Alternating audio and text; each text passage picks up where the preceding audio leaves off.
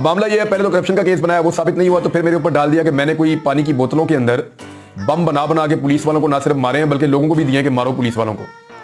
यानी मैं वहां पे बम बना रहा था और बम बना बना के पुलिस वालों को और दीगर जो लॉ इन्फोर्समेंट के लोग हैं उनको बमों के साथ मार रहा था और डंडों के साथ मार रहा था।